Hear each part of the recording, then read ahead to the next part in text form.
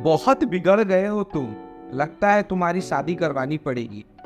अरे बेटा बधाई हो, सरकारी नौकरी हो गई। शादी कब कर रहे हो?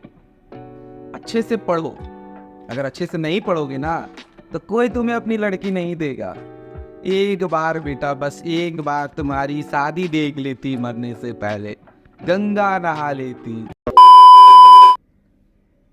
एक मिडिल क्लास फैमिली में जब एक बेटी पैदा होती है, सभी माँ बाप जब उसको गोदी में लेते हैं फर्स्ट टाइम बहुत खुश होते हैं। जब वो बेटी चलने लगती है ना, तो औसतन मिडिल क्लास फैमिली के जो लोग हैं, 100 में से 80-75 लोग के जो पेरेंट्स हैं, वो क्या ये सोचने के बजाय कि मेरी बेटी को कौन सी यूनिवर्सिटी में पढ़ाया जाए, कौन सी कॉलेज में पढ़ाया जाए, मेरी बेटी डॉक्टर बनेगी या इंजीनियर, बल्कि ये सोचते हैं कि अब से मुझे मेरी बेटी के लिए ज़्यादा कमाना पड़ेगा, मेरी बेटी की शादी को धूमधाम से करना है, मेरी बेटी की शादी में मुझे अच्छे से दिखाना है, शान शौकत इज्जत मर्यादा सारी चीज़ें जैसे एक ही चीज़ से जुड़ जाती है शादी। आज अगर मैं बात करूँ ना एक बेटी की शादी में, तो जो पेरेंट्स है ना वो अपनी किडनी तक बेचने के लिए तैयार हो जाते हैं। लेकिन अगर बात उन्हीं बेटी की पढ़ाई की हो जाए तो औसतन मैं बहुत सारे ऐसे माँ बाप से मिल चुका हूँ जो 1000 रुपये महीना तक खर्च करने को पीछे हट जाए, लेकिन बात अगर 5 लाख रुपए तक की दहेज देने की बात आ जाए और अच्छे घर से रिश्ता है तो वो पीछे नहीं हटेंगे। आज के समय में ना जो लोग, अगर मैं बोलूं कि आपके माँ बाप कब बहुत ज़्यादा खुश होंगे, आप सोचते होंगे कि जब आपकी एक जॉब लग जाएगी, आप सफल हो जाओगे। बहुत सारे माँ बाप होते हैं जो बेटे बेटी की सफलताओं से खुश होते हैं, लेकिन बहुत सारे आधा से अधिक माँ बाप अगर ऐसे होते हैं, आपको लग रहा होगा कि आपकी नौकरी या आपके सफल होने से खुश होंगे, तो आप गलत हैं। वो सबसे ज़्यादा खुश तब होंगे जब आप उनकी मर्जी से शादी करोगे।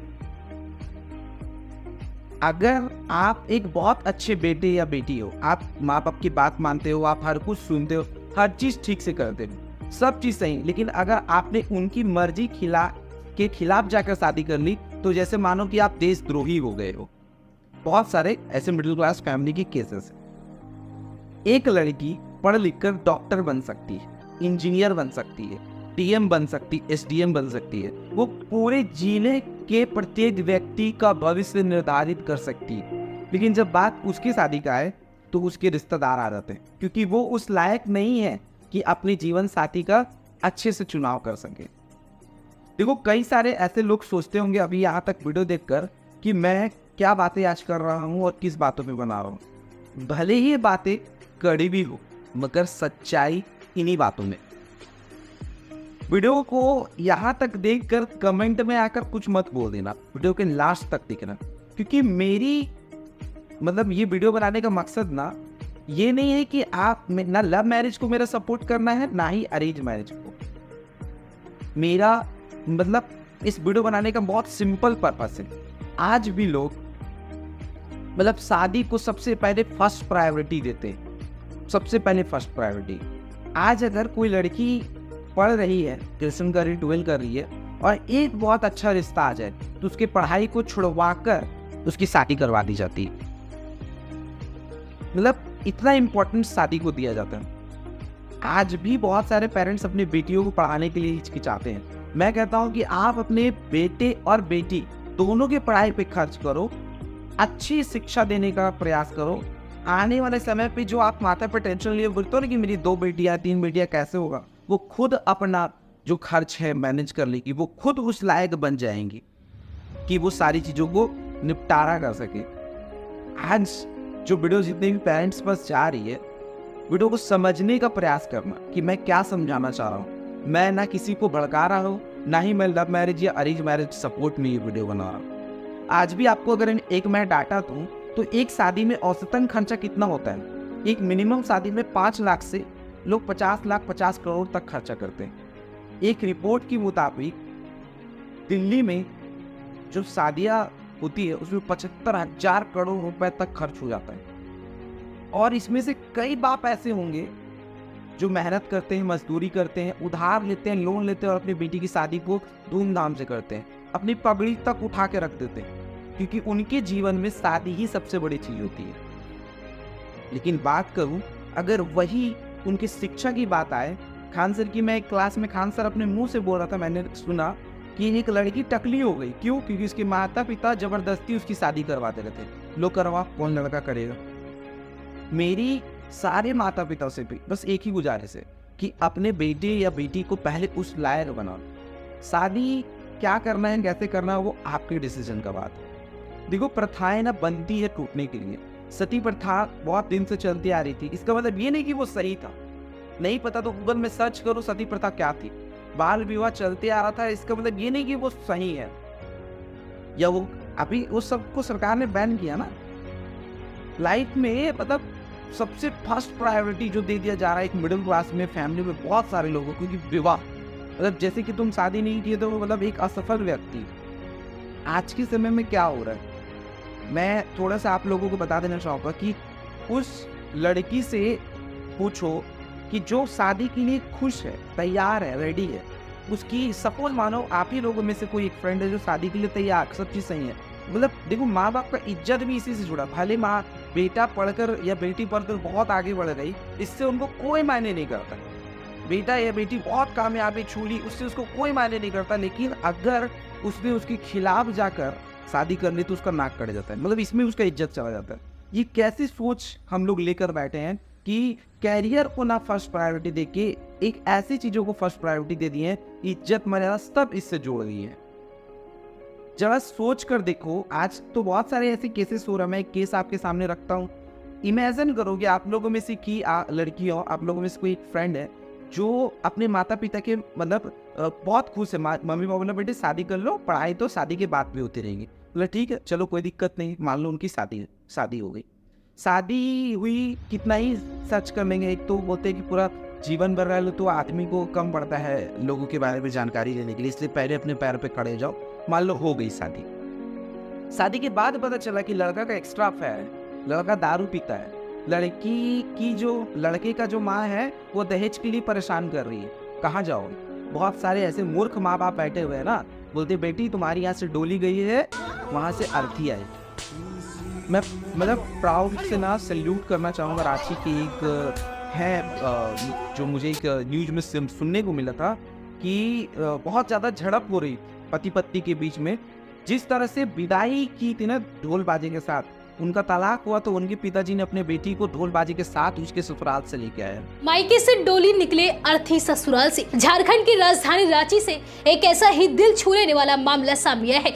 यहाँ शादी के बाद ससुराल में परेशान चल रही एक लड़की के घर वालों ने बेटी की समस्या का हल नायाब तरीके से निकाला। लड़की के घर वालों ने ठीक उसी तरह बैंड बाजे का इंतजाम किया जैसे ही शादी में होता है। बैंड बाजे के साथ और रास्ते में आतिशबाजी करते हुए ये परिवार अपनी बेटी को वापस ससुराल से घर लेकर आए। वैसे माता पिता की जरूरत है हमारे समाज में, न कि वैसे की पढ़ाई छुड़वा के शादी करवा दिए जाए। बहुत सारे लोग मुझे अभी गलत सोच रहे हो, लेकिन दिल में ये हाथ रखकर सोचना कि क्या कर रहे हो। अब अगर बोलते ना कि बहुत सारे लोग माता और मतलब मम्मी और वाइफ को कंपेयर करते हैं कि कौन बड़ी है तुम्हारे लिए। अरे मूर्ख लोगों, दोनों का प्यार अलग है। सूरज और चांद को कंपेयर कर सकते हो क्या? दोनों धरती के लिए जरूरी है। धरती से 1 सेंटीमीटर भी इधर होगा धरती तबाह हो जाएगी। दोनों का प्यार अलग है, दोनों का इमोशन अलग है। ये चीजें समझते क्यों नहीं? दोनों को एक में मिक्सचर कर देते हो। जब खुद में सोचो, वैसे लड़के जो जिसकी मर्जी के खिलाफ शादी हुई, बहुत सारी लड़कियां जैसे माँ बाप बोलते हैं हम तुम पे दबाव नहीं बना रहे, तुम्हारी मर्जी शादी करो, लड़कियों को बोला जाता है। और बाद में क्या बोलता है, अगर तुमने शादी ये ना किया तो मैं फांसी लगा लूँ। ये शादी ना किया तो फांसी लगा लूँगी, क्या बात है ये तो समझ से परे ये बात बच जाती है। बहुत सारे आप जरा सोच के देखो कि जबरदस्ती शादी तो करवा देगी, लेकिन अगर बाद में पता चला कि उसी लड़की को किसी लड़की के साथ अफेयर है, किसकी लाइफ बर्बाद होगी? क्या लड़की के माँ बाप की या लड़की के माँ बाप की? उस लड़की की। अगर लड़की के शादी के बाद पता चला कि लड़का दारू पीता है, अच्छा नहीं है, तो किसकी लाइफ बर्बाद हो? लड़की की या लड़की के माँ बाप की? वो दुख, वो दर्द, वो तकलीफ माँ बाप बस समझ सकता है, लेकिन जो बीतेगी वो उस पर बीतेगी। अगर एक बच्चा हो गया ना तो पूरी जिंदगी मान लो कि स्वाहा हो गई। लेकिन ये सारी चीज़ें क्यों? क्योंकि वो और अगर वो लड़की ठीक से पढ़ी लिखी नहीं, अपनी पैर पे नहीं खड़ी, तो उसकी ज़िंदगी तो पूरे तरीके से तबाह हो गई। बहुत सारे केसेस मिलते हैं सुनने को, ज्योति मौर्य वाले केसेस हम लोग को सुने मिलने के लिए। एक मेरे यही गुंडा के मेरे एक स्टूडेंट ने एक वीडियो शेयर किया था। कांस्टेबल था बेचारा, 2 साल हुई थी नई नौकरी को लेके, शादी हुई, सब कोई खुश थे, 2 महीने हुए थे शादी की। उसी की बीवी ने रात को सोया हुआ था, निकाले उसके बंदूक उसके सीने में 6 के 6 गोलियां उतार दी। उस लड़के का क्या कसूर था? और अपने प्रेमी के साथ फरार। पूछ लो, अच्छे से क्लियर कर लो सारी चीज़ों को। किसी की वजह से किसी दूसरे के लाइफ को स्पॉइल मत करो। बहुत सारे लोग बोलते हैं मेरा बेटा बिगड़ गया, शादी करवा दो, अच्छा हो जाएगा। जब आप जीवन भर अपने बेटे को नहीं सुधार पाए, तो उसी की एज या उससे छोटी एज की आई हुई लड़की से कैसे आशा करते हो कि वो आपके बेटे को सुधार देगी? इन सब मानसिकता से निकलने की बात है।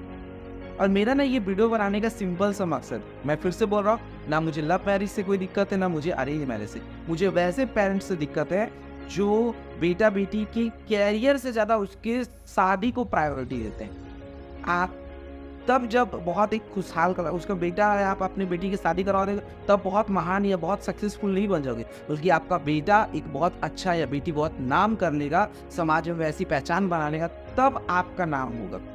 तो उनके कैरियर पे खर्च करो, उनके कैरियर की टेंशन लो, उनकी कैरियर पे फोकस करो, ना कि यहाँ से अपनी सारी इज्जत और सारी चीज़ों को जोड़ दो। ये बोलो कि अगर बेटा तू कुछ नहीं कर पाया तो मेरा नाक कट जाएगा, बोलने के बजाय कि अगर तू किसी दूसरे से शादी कर लेगा मेरी मर्जी के खिलाफ से, तो नाक कट जाएगा। चीज़ों से ऊपर उठो, ऐसे बेहतर इंसान बनाओ अपने बेटे या बेटी को जो समाज में योगदान से दे सके। जब जाए आप निकलो ना, तो बोलो हाँ वो देखो बिट्टू का या उसका पापा जा रहा है, उसकी मम्मी जा रही, ऐसे करके सीना छोड़ा। तो इन सारी चीज़ों से निकलो और पुरानी प्रथाओं को तोड़ो। आई होप मेरा ये वीडियो अगर जिन भी लोगों ने अंतिम तक देखा होगा ना, तो उसको पूरी सारी चीज़ें क्लियर हो गई। अगर जो लोग बीच में ही वीडियो को देखकर छोड़ दिए होगा, तो कमेंट में आकर मुझे ज्ञान देंगे। तो इस वीडियो को इसीलिए अपने हर उन लोगों तक शेयर करो जो शादी के लिए बहुत ज़्यादा परेशान कर रहे हैं, बल्कि उनकी कैरियर से ज़्यादा शादी उनके लिए इम्पोर्टेंट है। Thank you.